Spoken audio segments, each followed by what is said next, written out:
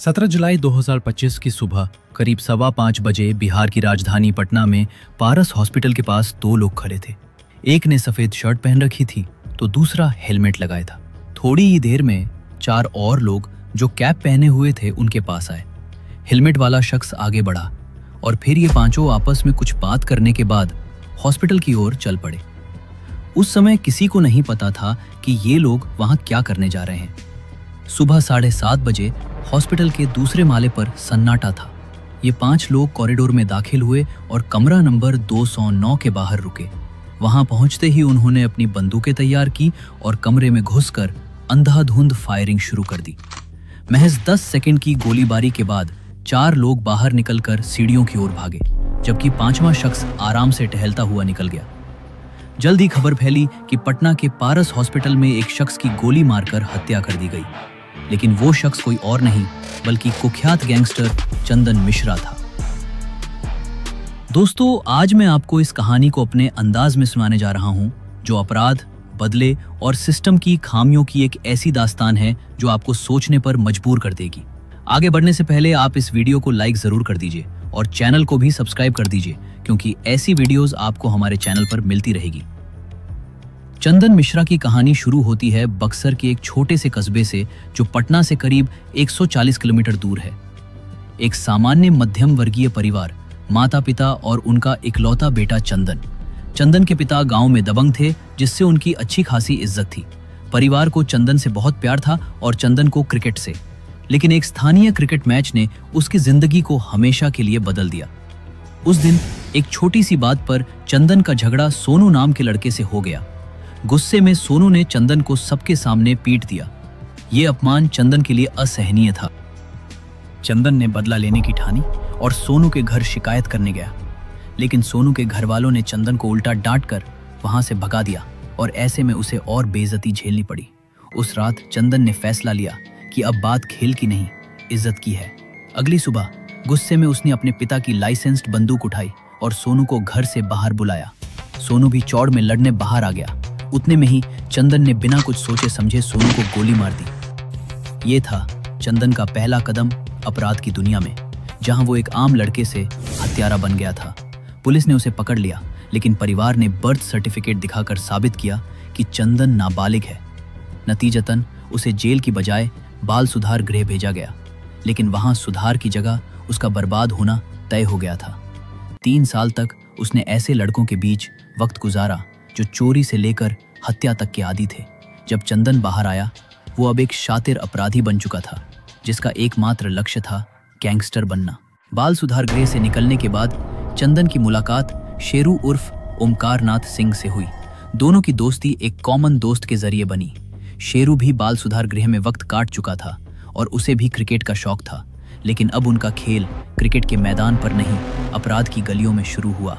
चंदन और शेरू ने मिलकर रंगदारी का धंधा शुरू किया। छोटी दुकानों, ठेकेदारों और कंस्ट्रक्शन साइट से मार पीट कर पैसे वसूलना उनका तरीका था। जब पैसा आने लगा तो उन्होंने बड़े कारोबारियों को निशाना बनाना शुरू किया।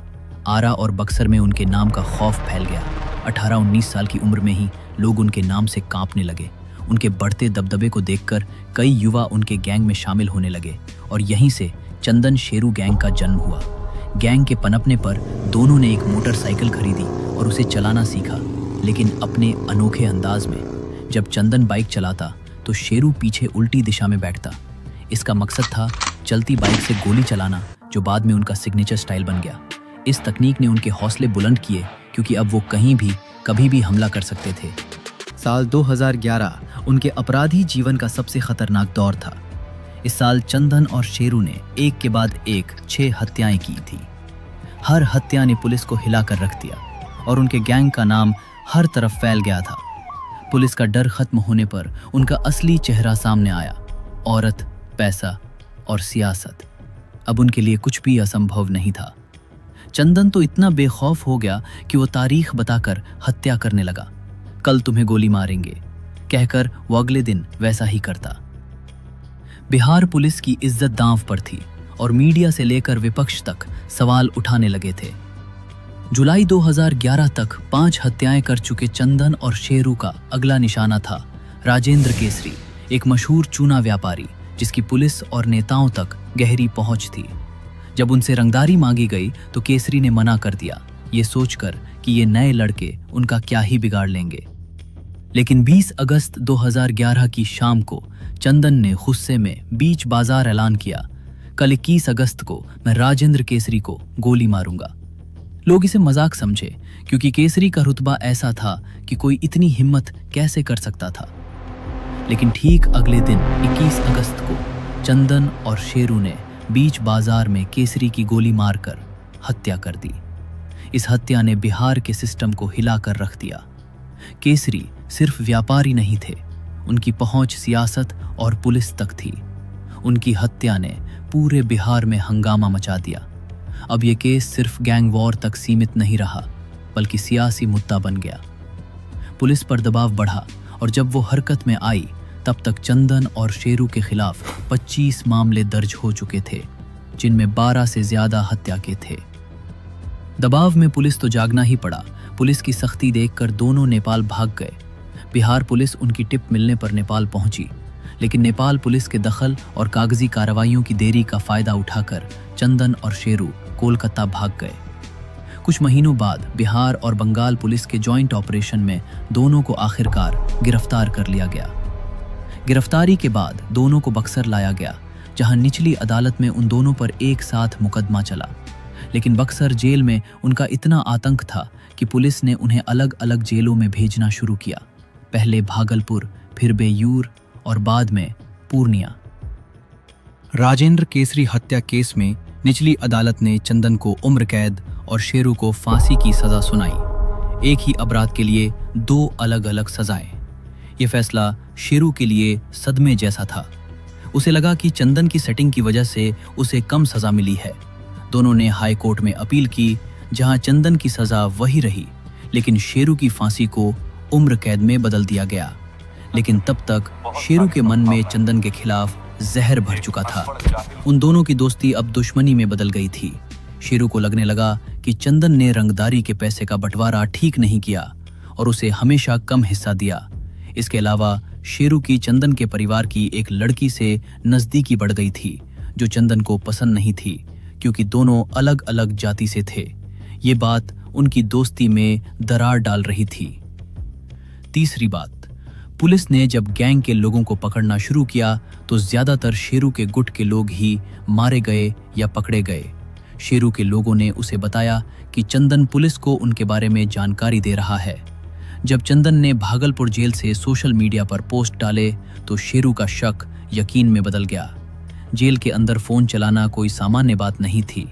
ये तभी मुमकिन है जब सिस्टम में सेटिंग हो। शेरू समझ गया कि चंदन को जेल और पुलिस में खास सुविधाएं मिल रही हैं। एक ही गैंग के 2 साथी, एक ही केस के 2 अपराधी, लेकिन एक को वीआईपी ट्रीटमेंट और दूसरे को तिरस्कार। शेरू के मन में अब सिर्फ एक बात थी, चंदन सिर्फ अपने लिए खेल रहा है और वो उसका मोहरा बन गया है। उनकी दुश्मनी अब सबके सामने थी। जेल प्रशासन ने शांति बनाए रखने के लिए चंदन को बेयूर जेल और शेरू को पूर्णिया जेल भेज दिया। वो चंदन शेरू गैंग जो कभी सिस्टम को हिलाता था, अब 2 हिस्सों में बंट चुका था। बाकी था तो सिर्फ बदले की आग जो खून से बुझने वाली थी।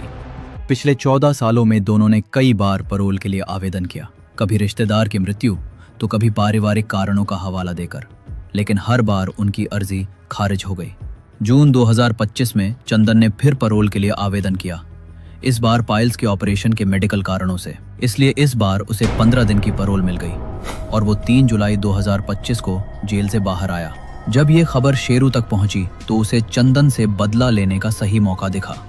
जेल के अंदर सीसीटीवी और पुलिस की निगरानी में चंदन तक पहुंचना असंभव था, लेकिन बाहर वो आसान निशाना था।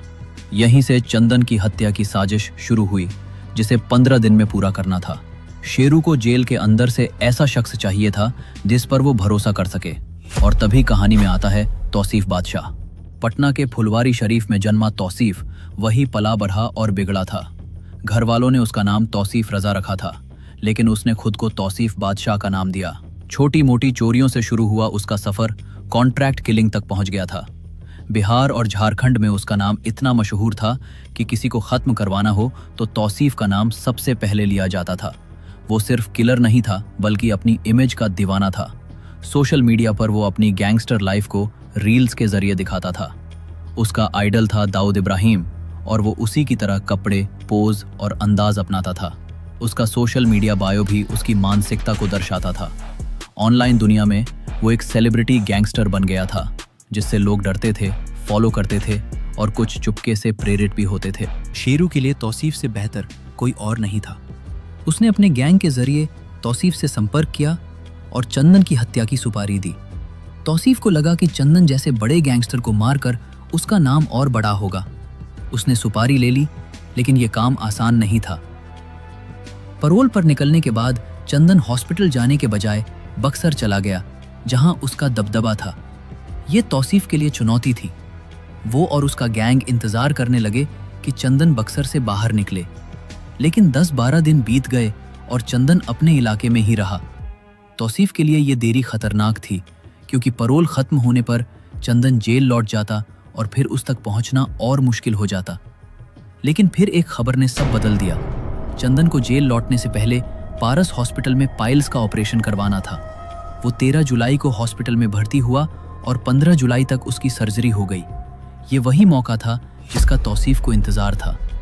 हॉस्पिटल जैसे सार्वजनिक स्थान पर हमला जोखिम भरा था, लेकिन ये चंदन को मारने का एकमात्र मौका था।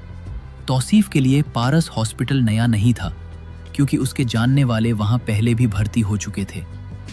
आखिरकार 17 जुलाई 2025 को जब चंदन डिस्चार्ज होने वाला था, सुबह 7:30 बजे तौसीफ अपनी गैंग के साथ हथियारों से लैस होकर कमरा नंबर 209 में घुसा और चंदन पर ताबड़तोड़ गोलियां चलाकर उसे मार डाला। इसके बाद वो बाइक पर पिस्तौल लहराते हुए फरार हो गए। दोस्तों, ये सिर्फ एक हत्या की कहानी नहीं, बल्कि सिस्टम की नाकामी की दास्तान है। अगर अपराधियों को कानून का डर ही नहीं, तो आम आदमी अपनी सुरक्षा के लिए किस पर भरोसा करे? पारस जैसे बड़े हॉस्पिटल में 5 लोग बिना पास के अंदर घुस गए। ये अपने आप में सिक्योरिटी की बड़ी चूक है। नियमों के मुताबिक एक समय में सिर्फ 2 लोग मरीज से मिल सकते हैं। फिर भी 5 लोगों का एक साथ घुसना स्टाफ की लापरवाही या साठ गांठ को दिखाता है। सीसीटीवी फुटेज में साफ दिखता है कि हमलावरों ने बिना चेहरा ढके, बिना डर के कमरे में एंट्री की। जांच में पता चला कि रूम का ताला पहले से ही खराब था या फिर जानबूझकर खराब किया गया था। जब हमलावरों ने बाहर पिस्तौल निकाली, तो क्या सीसीटीवी मॉनिटरिंग टीम सो रही थी? क्या उन्हें कुछ भी शक नहीं हुआ? हथियारों के साथ बिना चेकिंग के अंदर आना दिखाता है कि मेटल डिटेक्टर या सिक्योरिटी गार्ड्स काम नहीं कर रहे थे। गोलियों की आवाज के बाद भी कोई सिक्योरिटी नहीं आई, ना ही किसी ने रोकने की कोशिश की। हमलावर बिना किसी रुकावट के भाग निकले। पारस हॉस्पिटल से शास्त्री नगर पुलिस स्टेशन सिर्फ 2.5 किलोमीटर, पुलिस हेडक्वार्टर्स 2 किलोमीटर और डुमरा चेक पोस्ट 1.5 किलोमीटर दूर है। इतनी करीब होने के बावजूद ना पुलिस समय पर पहुंची, ना रोड ब्लॉक किया गया। हमलावर आसानी से भाग गए, जैसे उन्हें कोई डर ही नहीं था। ये मालूम होने के बाद कि वहां सीसीटीवी लगे होंगे, फिर भी तौसीफ ने हत्या का वीडियो तक बनाया, जिसका मकसद सिर्फ मारना नहीं बल्कि डर फैलाना भी था। ये बिहार का करवा सच है, जहां नेता, गैंगस्टर और सिस्टम एक ही सिक्के के 3 पहलू बन गए हैं। जनता का डर और दर्द सिर्फ वोट बैंक के लिए इस्तेमाल होता है। अगर एक हॉस्पिटल में पुलिस चौकियों के इतने करीब कोई गोलियां चलाकर निकल जाए, तो ये सवाल सिर्फ एक गैंगस्टर की मौत का नहीं बल्कि आम आदमी की सुरक्षा का है। बिहार पुलिस के हिसाब से मई-जून में हर साल हत्याएं बढ़ती हैं, क्योंकि बरसात से पहले किसानों के पास काम नहीं होता और अपराध बढ़ जाते हैं। ये कहानी सिर्फ गैंग वॉर या सुपारी की नहीं, बल्कि सिस्टम की नाकामी की है। ये उन हत्याओं की कहानी है जो नाम और दहशत के लिए की जाती हैं, जहां रील्स बनाना और गन कल्चर को ग्लोरीफाई करना नए जमाने का गैंगस्टर बनना है। एसएसपी कार्तिकेय शर्मा ने बताया कि तौसीफ बादशाह, उसके मौसेरे भाई निशु खान और 2 साथी हर्ष और भीम को कोलकाता पुलिस और एसटीएफ ने गिरफ्तार किया है। 3 शूटरों को बिहार पुलिस ने एनकाउंटर में पकड़ा, जिसमें बलवंत और रवि रंजन सिंह को पैर में गोली मारी गई। पूछताछ में पता चला कि हत्या की साजिश निशु खान के घर पर रची गई थी। कुल 9 लोग इस हत्या में शामिल थे। हत्या में इस्तेमाल बाइक और हथियार अभी तक बरामद नहीं हुए हैं और बाकी आरोपियों की तलाश जारी है।